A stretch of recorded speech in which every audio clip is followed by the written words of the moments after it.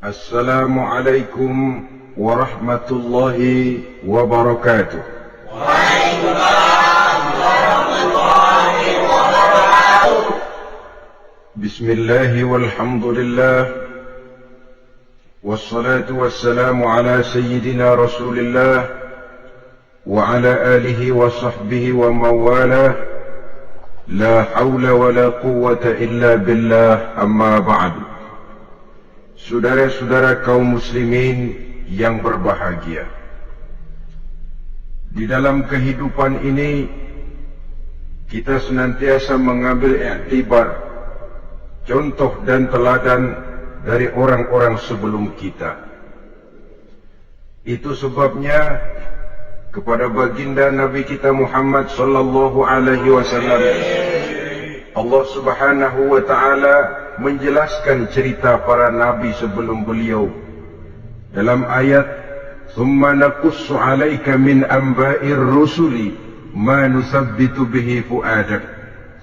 Demikianlah kami ceritakan kepadamu wahai Muhammad sebagian dari kisah para rasul-rasul sebelum kamu yang dengan itu akan memperkuat hatimu, meneguhkan keyakinanmu dan memantapkan pendirianmu. Inilah manfaatnya belajar dari sejarah.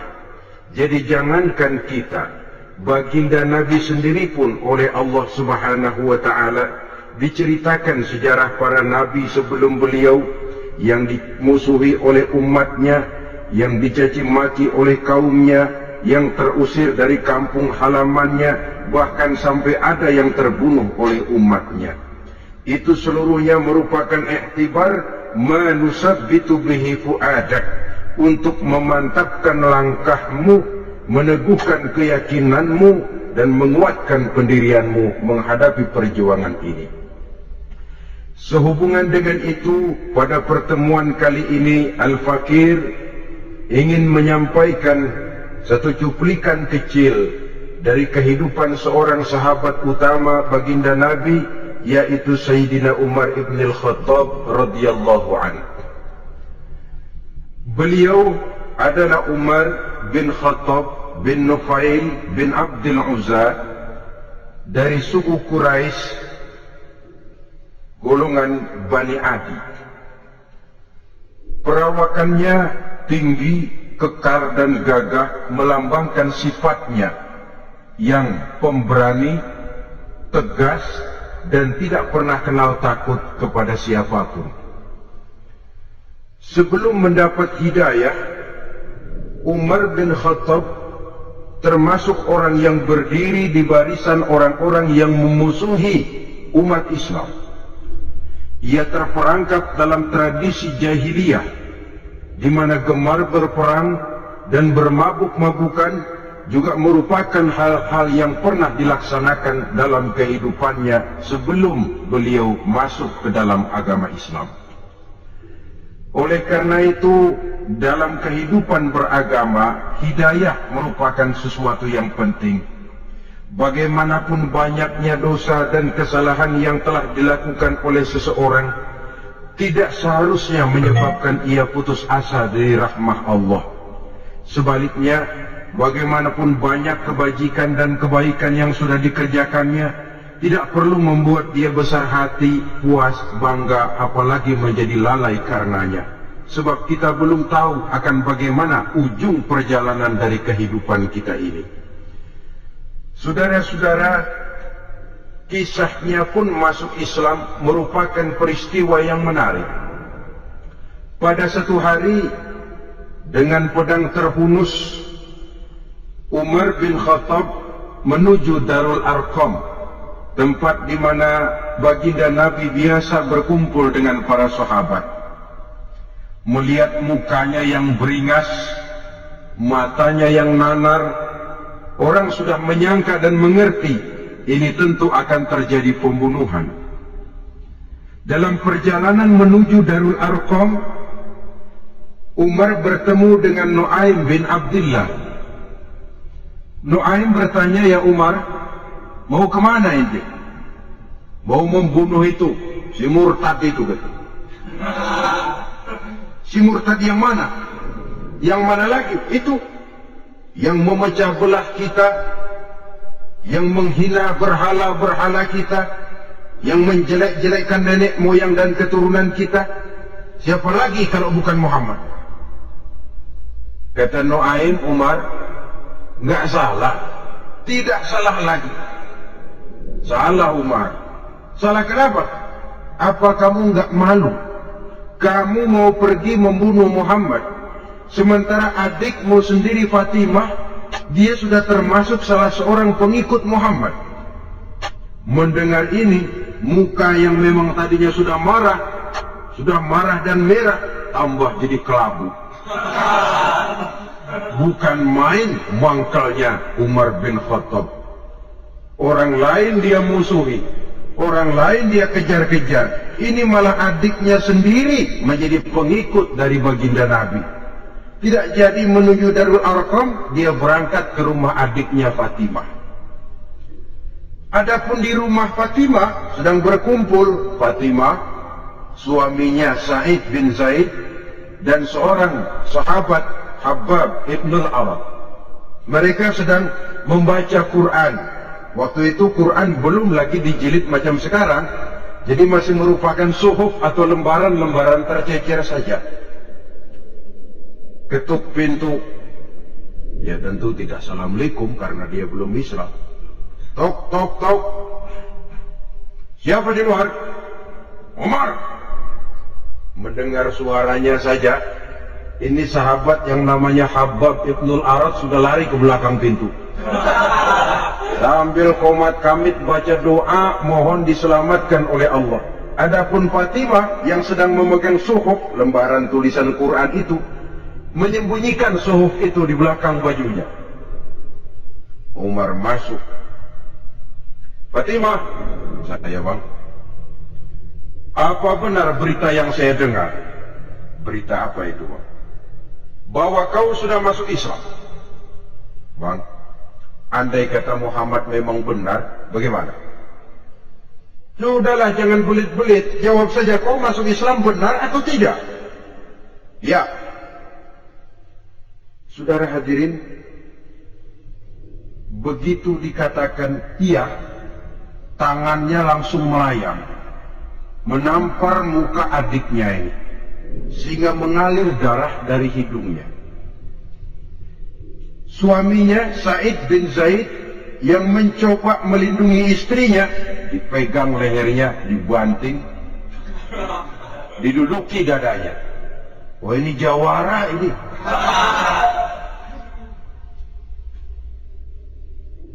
Namun pada saat sedemikian, suara kebenaran terpantul dari mulut Fatimah, adik dari Umar bin Khattab ini. Umar, apakah engkau memukul orang yang bersaksi bahwa tidak ada Tuhan melainkan Allah dan Muhammad Rasulullah? Apakah engkau menganiaya seseorang yang terpanggil untuk mengikuti kebenaran? Manusia macam apa engkau, Umar? Saudara, memang dia orang keras, tapi hatinya mudah menerima kebenaran. Sehingga mendengar kalimat adiknya ini tercenung dia sejenak, melongok, bengong kata anak sekarang. Ini kalau tidak karena keyakinan yang mantap, tidak mungkin orang ini, anak adik saya ini bicara macam begini. Umar, mengapa engkau memukul orang yang bersaksi bahwa tidak ada Tuhan melainkan Allah dan Muhammad Rasulullah? Mengapa engkau pukul orang yang mengikuti kebenaran, menerima hidayah dari Allah? Begitu yakin dan mantapnya, walaupun di tengah satu hal yang sangat menakutkan. Siapa yang tidak takut orang Quraisy berhadapan dengan Umar bin Khattab yang dikenal sebagai singa padang pasir pada waktu itu? Malahan dia termasuk salah seorang jagoan di tradisi masyarakat jahiliyah itu. Ada satu pasar yang namanya pasar Ukaz. Tiap tahun di pasar itu diadakan pesta. Pertama pertandingan syair. Jadi penyair waktu itu jadi kebanggaan. Syair-syair yang menang itu digantung di dinding Ka'bah.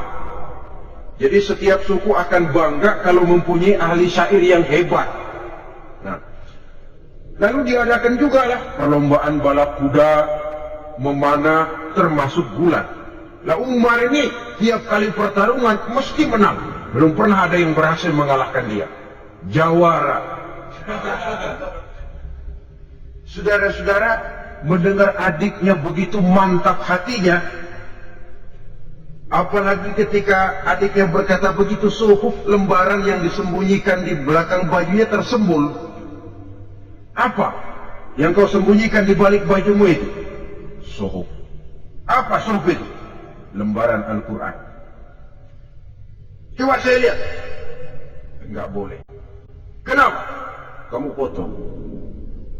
Orang kotor tidak boleh megang Quran.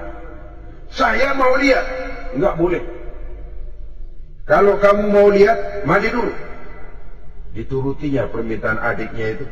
Lalu diambilnya suhuf tadi. Dia baca. Kebetulan ayat yang dibacanya ayat pertama dari surah Toha yang berlanjut dengan ayat 14 pada surah yang sama. Dia baca, Bismillahirrahmanirrahim. Toha, ma anzalna ilaikal Qur'ana litashqa illa tazkiratan liman yakhsha. Toha, tidaklah aku turunkan Al-Quran ini untuk bikin sukar manusia, melainkan merupakan pengingat bagi orang-orang yang takut kepada Allah. Lalu pada ayat ke-14, Innani anallahu la ilaha illa ana fa'budni. Sesungguhnya akulah Allah, tidak ada Tuhan melainkan aku, maka hendaknya hanya kepadakulah kamu menyembah. Wa aqimis salata li dzikri, dirikanlah salat untuk mengingat aku. Inna sa'ata atiyatun akadu ukhfiha litujza kullu nafsin ma tas'a. Sesungguhnya kiamat itu pasti akan datang, yang sengaja waktunya kami tidak beritahukan kepada kamu semua, untuk kami balas segala setiap orang tentang apa saja yang telah mereka lakukan dalam kehidupan di dunia ini. Setelah membaca ayat ini, gemetar tangannya. Ini sih nggak main-main ini.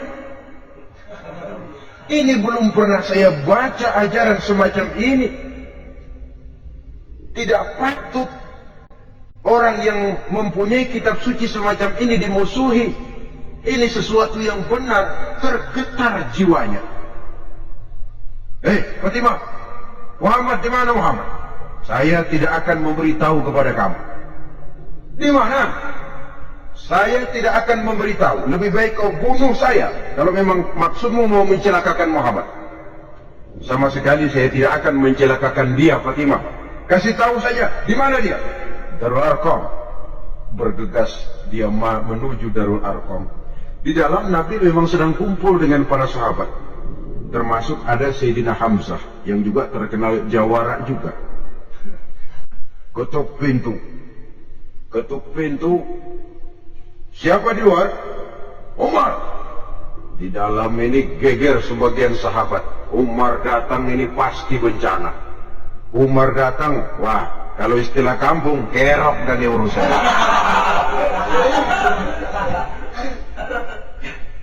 Tapi baginda Nabi menenangkan mereka. Tenang, mudah-mudahan ada hikmahnya. Sayyidina Hamzah tampil, bukakan dia pintu. Kalau niatnya baik, kita terima. Kalau niatnya tidak baik, saya paling depan. Dibukakan pintu. Begitu dibukakan pintu, Umar masuk merangkul baginda Nabi, kemudian dengan tersendat, Asyhadu an la ilaha illallah wa asyhadu annaka ya Muhammad Rasulullah. Saya bersaksi tidak ada Tuhan melainkan Allah, dan saya bersaksi bahwa engkau hai Muhammad adalah utusan Allah. Sahabat takbir semua, Allahu Akbar, Allahu Akbar. Kegembiraan meliputi suasana ketika itu. Kenapa? Karena sebelumnya dikala Umar belum masuk Islam, dia merupakan ganjalan yang paling dikhawatirkan oleh umat Islam. Setelah dia masuk Islam, jelas merupakan satu keuntungan yang sangat besar. Dan dia tertarik kepada Islam bukan karena bujuk rayu orang, tidak karena diberikan harta, tidak karena diiming-iming oleh kedudukan tinggi.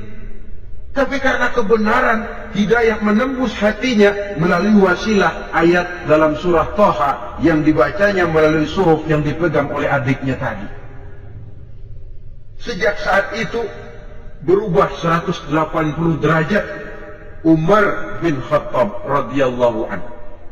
Tetapi tetap dengan sifatnya keras, tegas, dan tidak pernah kenal takut kepada siapapun. Cuma kalau sebelum Islam, dia kerasnya kepada Islam. Setelah dia masuk Islam, muter arah. Kepada siapapun yang memusuhi Islam, dia bersikap keras, tegas, dan tidak pernah kenal takut. Bahkan setelah beliau masuk Islam, satu hari ketika di Darul Arqam kumpul-kumpul, waktu itu Nabi belum berdakwah secara terbuka karena pengikut masih sedikit. Sayyidina Umar usul, "Ya Rasul, ada apa Umar? Alasna 'alal haq fi mamatina wa mahyana." Ya Rasul, bukankah kita ini berdiri di atas sesuatu yang benar? Bukankah mati kita, hidup kita untuk melaksanakan sesuatu yang benar? Bala ya Umar, betul Umar. Wallazi nafsi biyadih, innakum la'ala al-haq in muttum wa in hiyitum.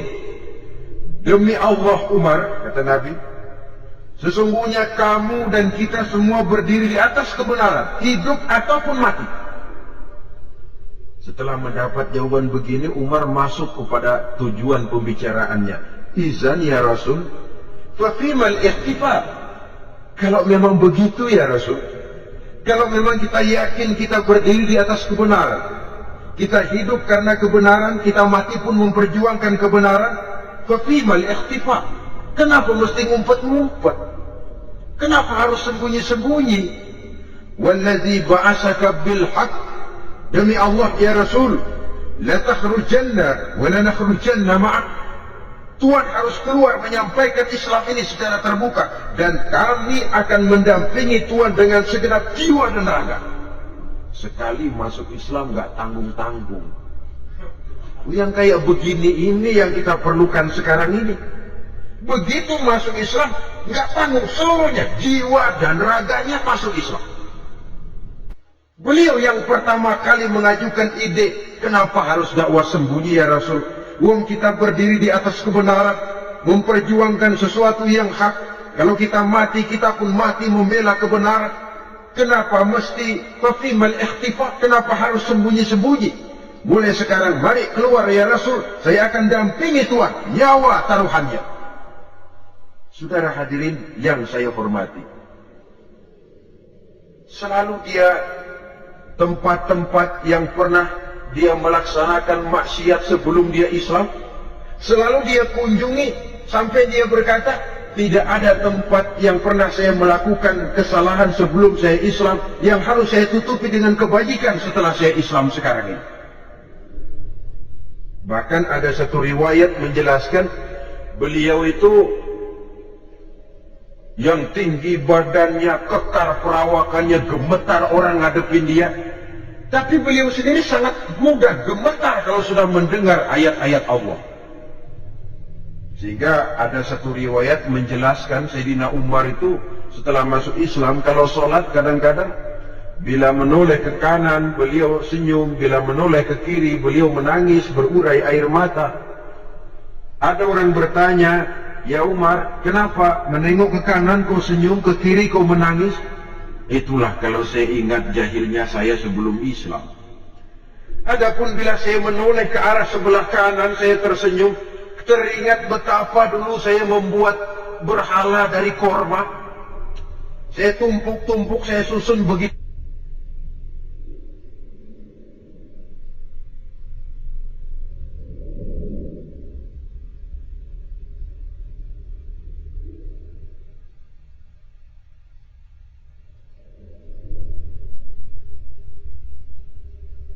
Itu rupa, setelah saya sembah saya makan itu korban. Gagah betul saya waktu itu, sampai Tuhan pun saya makan.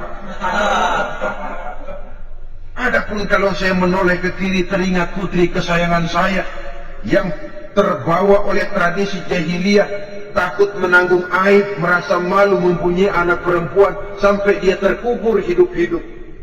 Berurai air mata saya mengingat semua itu. Padahal Nabi sudah memberikan jaminan. Sebab saudara, jangan lupa, orang kafir masuk Islam, dalam Islam itu dihitung dari bayi lagi. Dari nol, itulah untungnya. Jadi misalnya sudah 60 tahun, dari kecil sampai 60 tahun kafir. Umur 61 masuk Islam. Nah, sejak umur 61 itulah yang dihisab oleh Allah. 60 tahun ke bawah, gratis bersih pemutihan. Istimewa betul. Tapi jangan lalu diniatin, gua kafir aja. Nanti sudah tua-tua mau giliran mati baru Islam, nah, itu diniatin lain. Ini yang karena faktor hidayah, saudara-saudara. Nah, cintanya kepada baginda Nabi luar biasa. Dalam setiap pertempuran beliau selalu di front terdepan. Bahkan demikian cintanya sampai ketika hari di mana baginda Nabi wafat, saudara-saudara. Disampaikan berita wafat Nabi kepada Umar ini.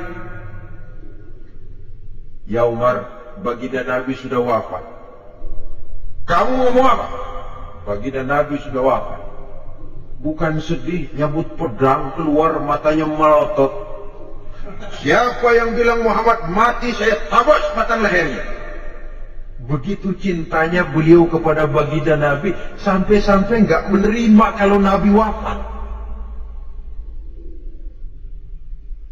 Taruhlah nggak bisa mati bersamaan, bolehlah mati beriring-iring saja barangkali maksudnya. Saudara-saudara, cabut pedang, kelayaban kemana-mana. Ayo, siapa ngomong Muhammad mati, saya tabas batang lehernya. Sampai bertemu dengan Sayyidina Umar, Sayyidina Abu Bakar. Di tempat orang banyak, Sayyidina Abu Bakar yang bijaksana ini pidato. Ayuhan nas, man kana ya'budu Muhammadan, fa inna Muhammadan qad mata. Wa man kana ya'budu Allah, fa inna Allah hayyun la yamut. Wahai manusia, barang siapa yang menyembah Muhammad, maka Muhammad sudah mati. Tetapi barang siapa yang menyembah Allah, Allah akan hidup selamanya dan tidak akan pernah mati. Mendengar pidato ini, Sayyidina Umar sadar bahwa sebenarnya yang tidak bisa mati itu cuma Allah. Bagaimanapun agungnya baginda Nabi, besarnya baginda Nabi, tinggi akhlak budi pekertinya Nabi, cintanya beliau kepada Nabi, Nabi manusia. Dan manusia harus mati. Kemudian dibacakan surah Ali Imran ayat 144. Wa ma Muhammadun illa rasul qad khalat min qablihi ar-rusul afa in mata aw qutila inqalabtum ala aqabikum. Muhammad tidak lain daripada manusia, telah datang kepadanya rasul. Apakah jika ia mati engkau kembali menjadi murtad atau mundur ke belakang? Mendengar ayat ini dibacakan, Sayyidina Umar sadar, berurai air matanya, menangis dalam kesedihannya. Ini cintanya yang demikian tinggi kepada baginda Rasulullah Sallallahu Alaihi Wasallam. Begitulah seluruh kesalahan yang dia lakukan pada saat sebelum dia masuk Islam, berusaha dia tutupi dan dia tebus dengan segala kebaikan, pengabdian, perbuatan soleh setelah dia masuk Islam. Sehingga diajarkan oleh baginda Nabi, ittaqillaha haitsu ma kunta wa atbi'is sayyi'atal hasanata tamhuha wa khaliqin nasa bi khuluqin hasanin. Bertakwalah kamu kepada Allah, kata Nabi, dimanapun saja kamu berada. Jadi takwa tidak kenal tempat. Dimanapun saja kamu berada, bertakwalah kepada Allah. Di rumah takwa, di pasar takwa, di kantor takwa, di tengah orang banyak takwa, pada waktu sendirian takwa. Ittaqillaha haitsu ma kunta. Bertakwalah kau kepada Allah dimanapun saja kamu berada. Jangan takwa pakai tempat. Di masjid takwa, di kantor nyolong. Itu tidak haitsu ma kunta, yang diajarkan oleh Nabi. Dimanapun kamu berada, bertakwalah kepada Allah. Wa atbi'i sayyi'atal hasanah tamhuha, dan iringi perbuatanmu yang salah dengan kebaikan. Jadi kalau satu saat terselip kita berbuat salah, cepat iringi dengan kebaikan, tamhuha, dengan harapan kebaikan yang kita kerjakan akan menutupi dosa yang terselip kita lakukan. Ngomongin orang, astagfirullahaladzim, banyak istighfar. Istighfarnya mudah-mudahan bisa nutupin dosa karena ngomongin orang. Tapi jangan lalu tambah sulap. Ngomongin orang istighfar, terus ngomongin lagi istighfar lagi. Itu tentu tidak bisa dengan cara begitu. Barangkali terselip pernah mengambil harta orang tanpa alasan yang hak, imbangi dengan rajin sedekah misalnya. Barangkali pernah menyakiti hati orang, imbangi dengan perbuatan yang bisa menyenangkan hati orang lain. Itu namanya mengiringi perbuatan yang bersifat salah dengan kebajikan. Ini yang dilakukan oleh Sayyidina Umar. Setiap pelosok hampir dia datangi, tempat-tempat di mana dia pernah melakukan kesalahan sebelum Islam, di sana dia tegakkan kebajikan dan kebaikan. Kegagahannya, keperkasaannya, keberaniannya sepenuhnya bulat-bulat sudah diwakafkan untuk kepentingan Islam. Saudara hadirin yang saya hormati, diperlukan orang-orang yang punya keberanian macam Sayyidina Umar. Berani karena panggilan hidayah, bukan berani babi. Babi berani juga babi, cuman nyeruduk. Artinya berani yang tanpa pertimbangan. Berani yang tanpa pertimbangan pada akhirnya akan menyulitkan kita sendiri. Beliau gagah, beliau berani, beliau punya kekuasaan, beliau punya wewenang, dan itu dimanfaatkannya untuk menjadi backing baginda Nabi kita Muhammad sallallahu alaihi wasallam. La takhrujanna wa la nakhrujanna ma'ak ya Rasul. Rasul, keluar, sampaikan dakwah secara terbuka. Saya akan mendampingi Tuhan. Jika ada yang ganggu Tuhan, saya paling depan. Backing yang mendampingi Rasul untuk menyampaikan risalah Islamiyah ini. Saudara hadirin yang saya hormati, wa khaliqin nasa bi khuluqin hasanin, kata Nabi, dan pergaulilah manusia dengan akhlak yang baik, karena dengan ini kau bisa mengambil hati orang. Dalam hadis lain katakan, innakum la tas'una an-nasa bi amwalikum walakin yas'uhum minkum bastul wajhi wa husnul khuluq. Kamu tidak akan bisa menyenangkan orang banyak dengan hartamu, tapi kamu bisa ambil hati mereka dengan budi pekerti yang luhur dan muka yang manis.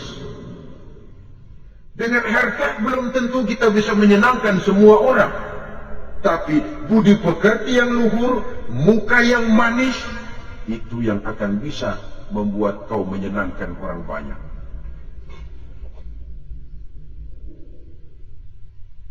Setelah baginda Rasul wafat,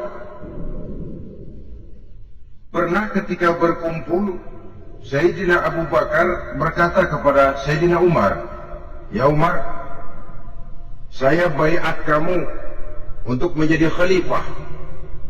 Jawab beliau, "Sayalah yang akan membaiat Tuan. Tapi Anda lebih utama dari saya, Umar. Keutamaan saya akan saya berikan kepada Tuan untuk mendukung kekhalifahan Tuan." Di sini kelihatan wataknya yang tidak ambisius,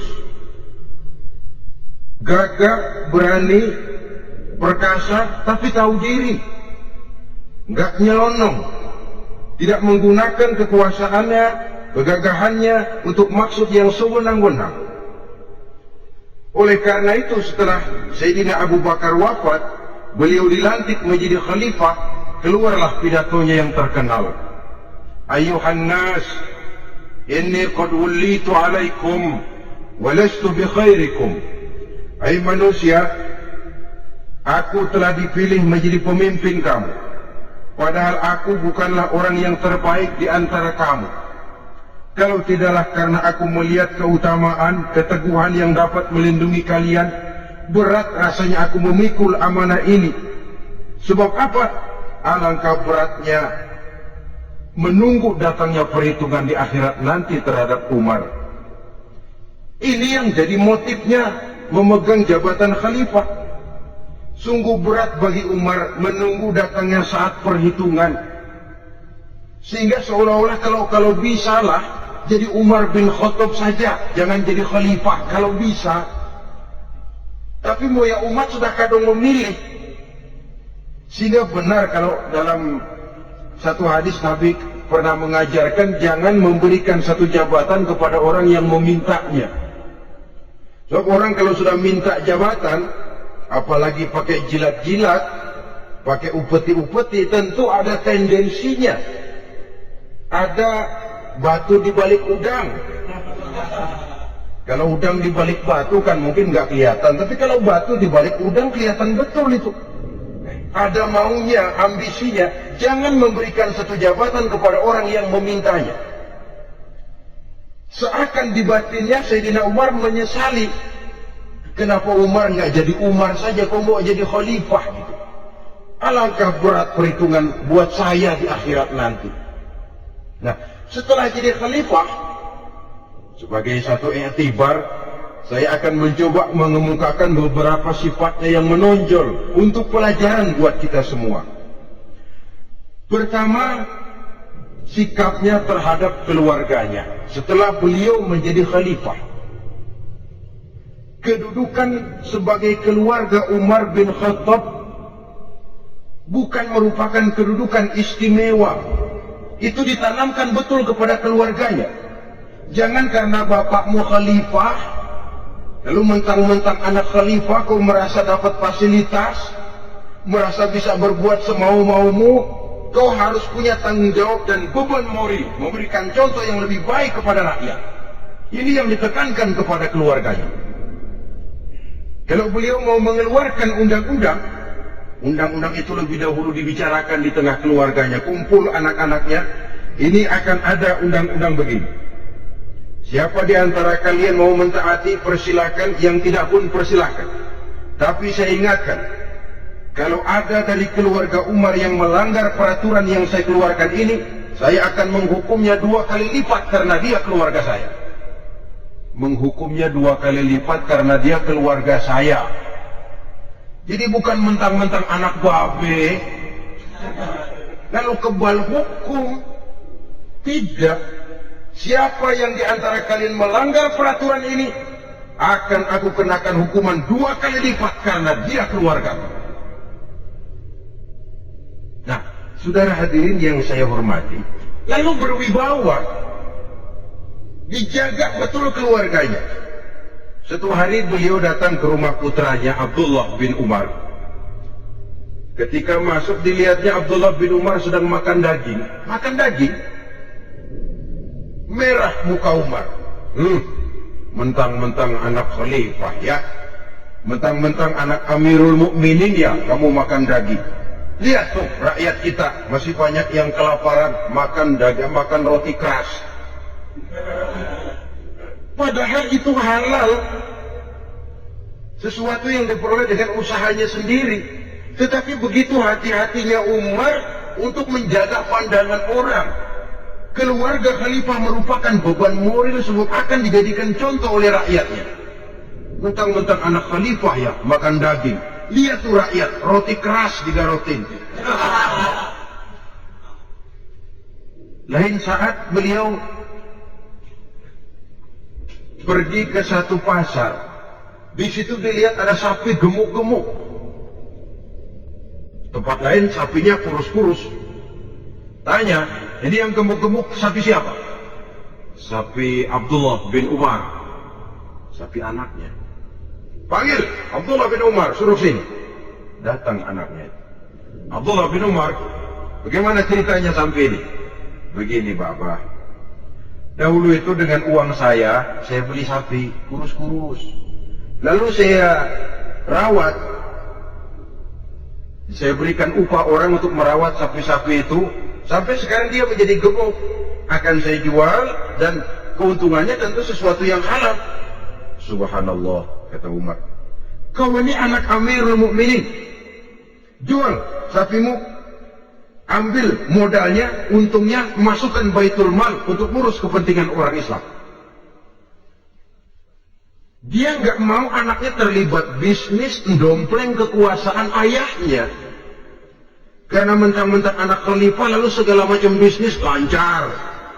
Orang takut karena apa? Anak babe. Ada lagi. Pada waktu pembagian harta ghanimah, putri beliau yang namanya Hafsah, ini adalah istri baginda Nabi, meminta bagian. Kaum kerabat ayah, ini kerabat khalifah, kitalah dulu kerabat. Kalau kau kerabatku, maka jatahmu nanti dari ayahmu. Harta ini masih lebih banyak dibutuhkan oleh orang-orang Islam. Nanti belakangan, kalau ada sisanya. Belakangan kalau ada sisanya. La haula wala quwwata illa billah.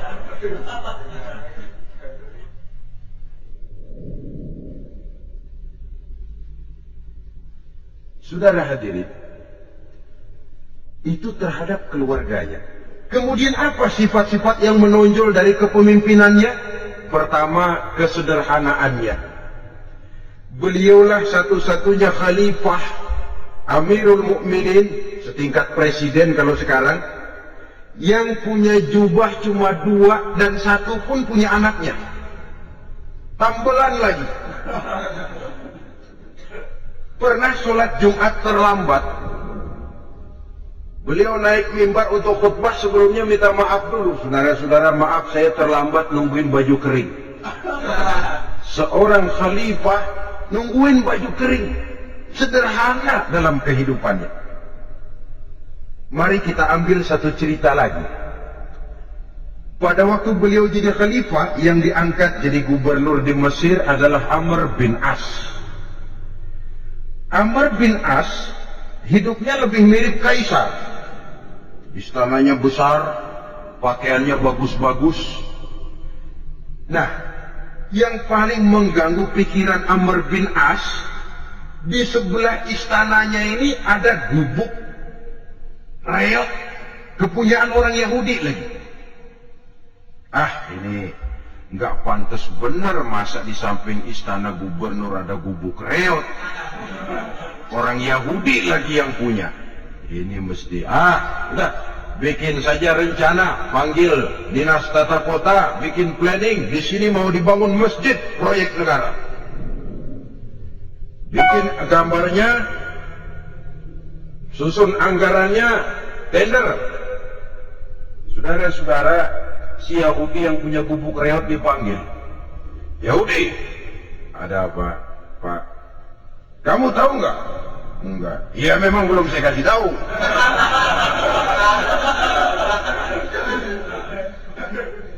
Ada apa, Pak? Itu kamu punya gubuk. Tahu? Kena proyek. Proyek apa, Pak? Kami mau bangun masjid besar di situ. Dan tidak sesuai ada gubuk reot di samping tempat gubernur.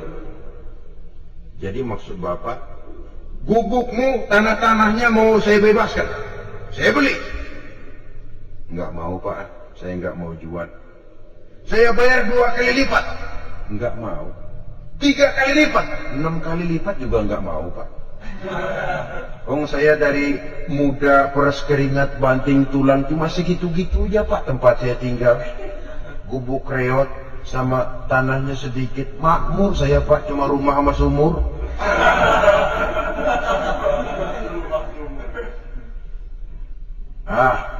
Ini Yahudi kelewatan juga.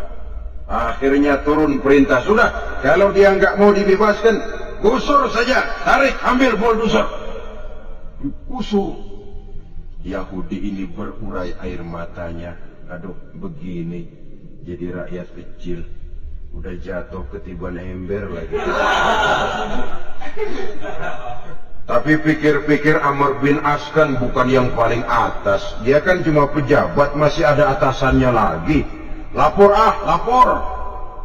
Yahudi ini berangkat ke Madinah. Bayangkan dari Mesir ke Madinah. Jalan. Di sepanjang jalan dia pikir membanding-banding. Kalau gubernurnya saja istananya begitu mewah, apalagi khalifahnya.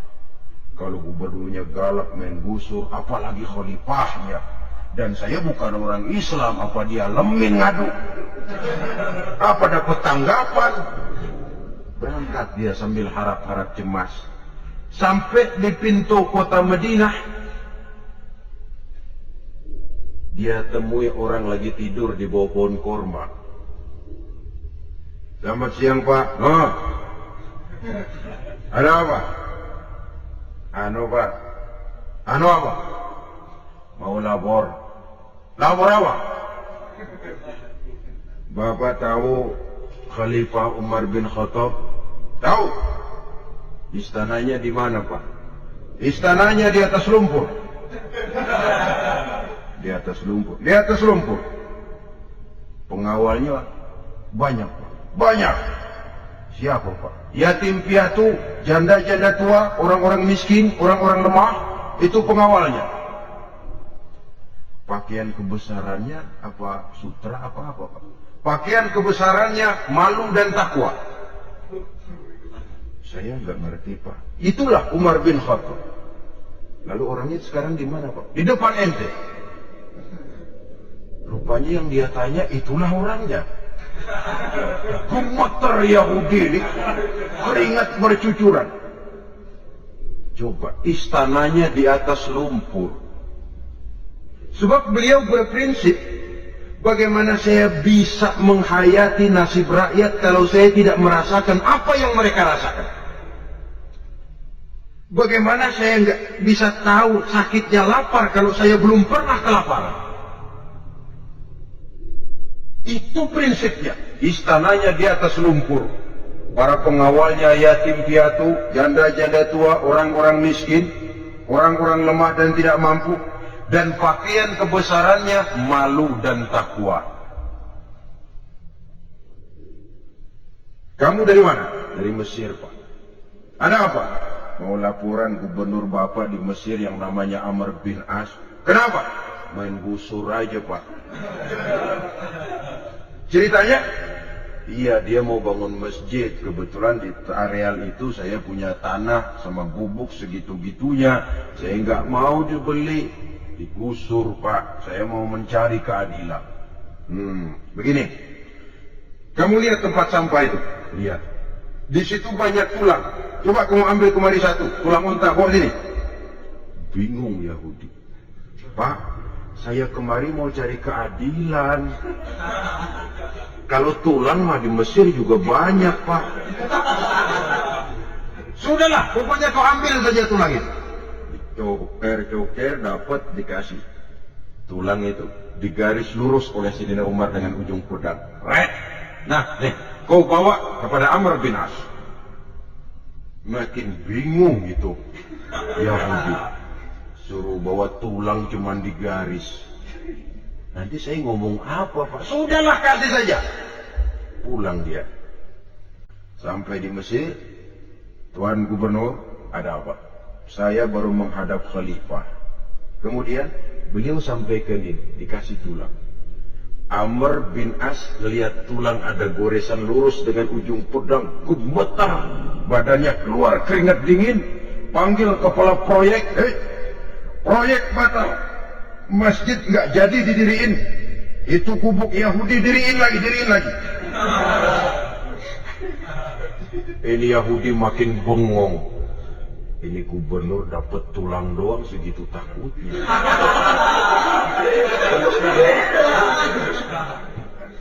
Ada apa sebenarnya, Tuan Gubernur? Kamu tahu? Ini nasihat pahit buat saya dari Amirul Mukminin Umar bin Khattab. Seolah-olah beliau bilang, "Hai Amr bin As, jangan mentang-mentang sedang berkuasa ya. Pada suatu saat kau akan jadi tulang-tulang kayak begini. Maka mumpung kamu masih hidup dan berkuasa, berlaku lurus dan adillah kamu seperti lurusnya garis di atas tulang ini. Red. Lurus, adil, jangan bengkok. Sebab kalau kamu bengkok, nanti aku yang luruskan pakai pedangku. Siapa yang nggak ngeper digituin? Sampai akhirnya apa? Kata si Yahudi, Pak, kalau begitu Islam adil ya. Adil. Kalau gitu biarin dah, Pak, tanah saya. Mau kamu jual? Bukan saya jual, Pak, saya kasih aja dah. Campur gubuk-gubuknya, ambil aja dah.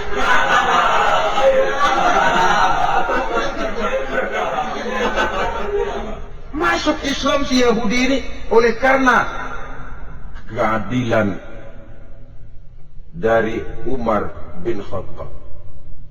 Begitulah kesederhanaan hidupnya.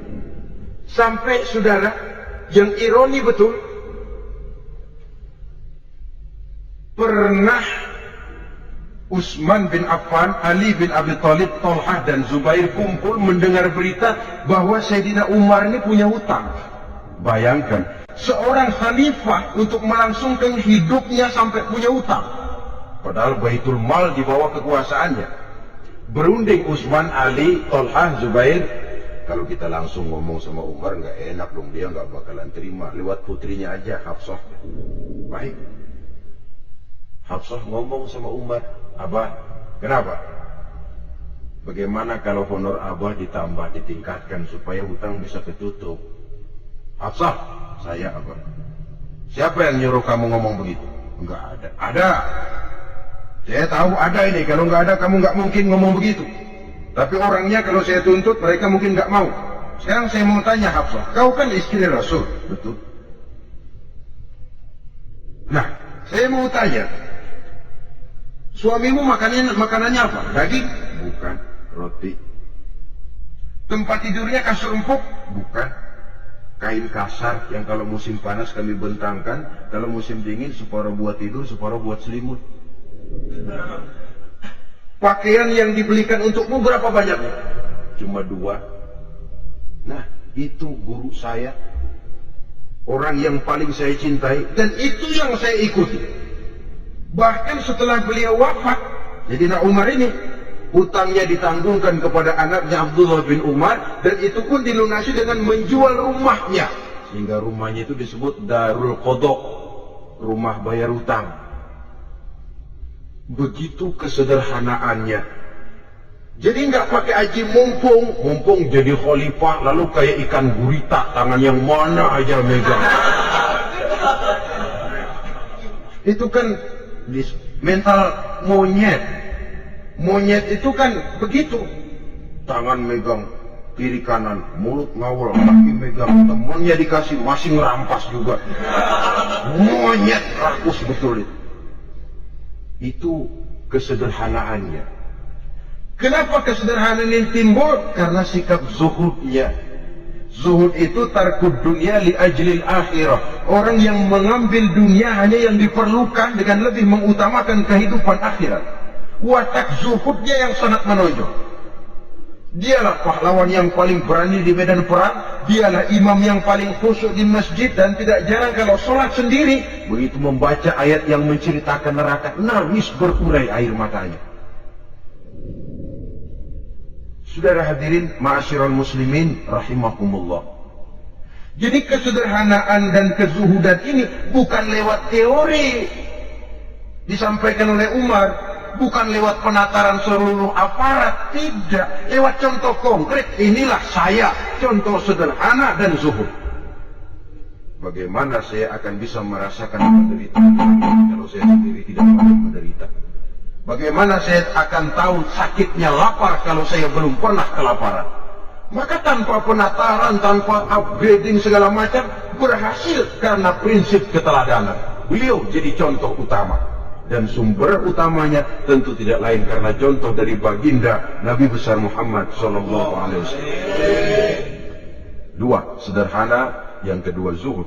Yang ketiga, sifat yang menonjol dari kekhalifahannya adalah adil. Kalau sudah bicara soal hukum, dia tidak pernah kenal kompromi. Adalah seorang pemuka Nasrani masuk Islam. Namanya Jabalah bin Aiham. Ketika dia bikin haji, kain ihramnya keinjak orang Arab yang hitam, Badui. Jengkel, dia merasa bekas toko. Enak aja nih orang udah jelek nginjak lagi. Ditempeleng orang tadi. Orang ini lapor kepada Umar. Panggil Jabalah bin Aiham. Panggil. Kau ditampar? Betul Khalifah. Tampar dia. Tampar lagi. Dipukul orang itu. Di depan Sayyidina Umar. Jadi tidak karena kau ini bekas kepala suku, kau ini bekas orang terhormat, lalu ada kebijaksanaan yang tidak bijaksana. Kebijaksanaan yang akhirnya jadi tidak bijaksana. Dan itu memang sudah dimulai dengan memblokir keluarganya. Tidak satu keluarganya pun yang boleh mempunyai perasaan bahwa menjadi keluarga khalifah merupakan fasilitas dan keuntungan. Kau jangan makan di atas punggungku.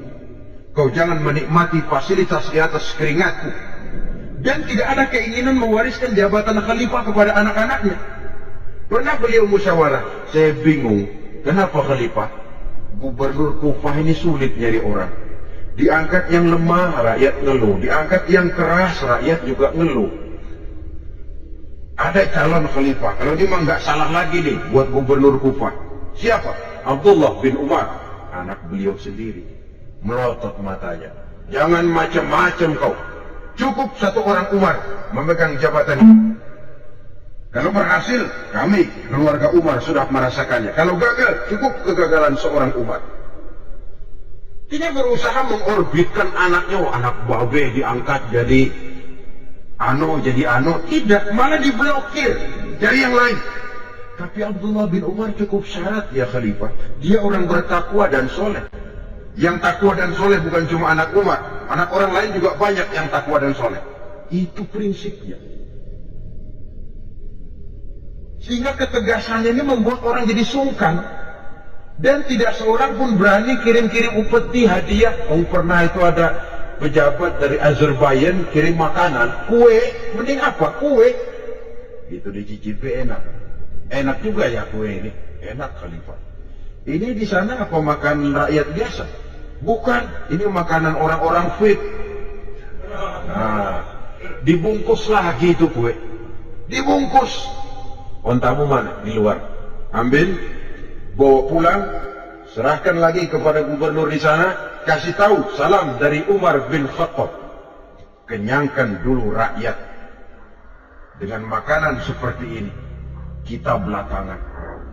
Jadi kalau rakyat lapar, saya orang pertama yang akan merasakan kelaparan. Tapi kalau rakyat makmur, biarlah saya menjadi orang terakhir yang kenyang. Kan bagus prinsip itu. Jikalau rakyat kelaparan, saya akan jadi orang pertama yang merasakan lapar. Tapi kalau rakyat makmur, biar saya jadi orang terakhir yang kenyang. Jangan dibalik. Pada saat rakyat kelaparan, dia kekenyangan. Dan selanjutnya, sikap keadilannya ini, saudara-saudara, menyebabkan hukum lalu jadi berwibawa. Pernah beliau jalan-jalan di lorong kota Madinah, di tempat yang namanya Haram bersama Aslam. Ada ibu-ibu, anaknya nangis, lapar ma, sabar dikit lagi matang gitu. Emang tuh ibu lagi ngerebus, bunyi air ngegulak, lubuk. Umar liati dari jauh, belum juga matang. Dia anak dari nangis, lapar, sampai capek nangis, sampai tidur. Anak tidur, Umar samperin, Bu, memang masak apa sih kok nggak bisa matang? Saya nggak masak apa-apa Tuhan. Itu pating kerupuk apa? Ketika dibuka ya cuma air saja. Subhanallah, ibu sudah ngebohongi anak ibu sendiri. Harus bagaimana Tuhan? Saya sudah nggak punya makanan untuk dimasak. Sementara perut nggak kenal kompromi. Jalan satu-satunya, ya terpaksa anak saya bohongi. Saya bilang sebentar lagi matang sampai dia tidur sekarang ini. Memangnya Khalifah Umar gimana sih ngurusi rakyat? Subhanallah, dia orang zalim. Dia yang memegang urusan kami, tapi dia nggak tahu nasib saya. Anak kelaparan, keluarga terlantar. Oh begitu. Iya, zalim betul Umar bin Khattab itu. Kalau begitu ibu tunggu sebentar. Dia pulang bersama Aslam menuju Baitul Mal. Dia ambil tepung 1 karung, dipikul sendiri. Dipikul sendiri, kata Aslam. Ya Khalifah, biar saya yang bawa. Jangan. Kenapa Khalifah? Apa kau kira kau sanggup mikul dosa saya di akhirat nanti? Biar saya yang mikul sendiri. Dia bawa ke tempat tuh ibu-ibu. Dia masakin sendiri. Nah, kau sudah matang, persilahkan masak. Makan. Alhamdulillah Tuhan. Mudah-mudahan Allah memberkahi Tuhan. Tuhan lebih baik dari Umar bin Khattab yang zalim itu. Memang sebenarnya Tuhan siapa, kata tuh ibu? Saya, iya. Saya ya Umar bin Khattab yang ibu bilang zalim itu. Gemetar si ibu. Gemetar si ibu. Tapi memang peka dan menghargai kritik orang. Tidak membungkam setiap orang yang nadanya sumbang atau berbeda. Kadang beliau berkata, saya khawatir karena orang terlalu segan dengan saya, lalu gak ada yang berani negor kalau saya salah. Kan begitu biasanya. Karena sudah terlalu segan, lalu semuanya orang mau diaminin saja. Asal dibilang gak benar, marah, jengkel. Lalu disingkirin, maunya diiyain, inge, kulo nuwun. Oke bos. Beliau bilang, saya khawatir kalau tidak ada orang yang mau menegur kesalahan saya jika saya terlanjur nanti. Atau muncul orang, demi Allah, saya akan menegur Tuhan dengan pedang saya ini. Cerah mukanya, senyum bibirnya, alhamdulillah, anak muda, saya memerlukan orang macam kau. Yang berani berkata ya terhadap yang benar dan tidak terhadap yang tidak benar, apa dan bagaimanapun resikonya. Di sini kelihatan sikap beliau menghadapi orang yang berbeda pendapat. Keadilan, keberanian dan ketegasan, cepat menerima kebenaran, merupakan serentetan dari sifat-sifat utama beliau sejak masuk Islam sampai menjadi khalifah yang kedua. Bahkan dengan jasa beliau, Islam kemudian tersebar, menembus dinding Jazirah Arabia, memasuki Bizantium dan Persia, sehingga beliau juga dikenal sebagai periode Al-Futuhat Al-Islamiyah. Nah, saudara-saudara, inilah cuplikan kecil dari kehidupan seorang agung dan besar yang memang sangat terbatas kata-kata untuk melukiskan kebesaran itu. Namun yang secuplik ini mudah-mudahan menjadi sumbangan moral dalam rangka kita memperbaiki diri menuju kehidupan yang lebih baik. Terima kasih banyak atas segala perhatian. Mohon maaf atas segala kekurangan. Usikum wa nafsi bitaqwallah. Wassalamualaikum warahmatullahi wabarakatuh. Waalaikumsalam.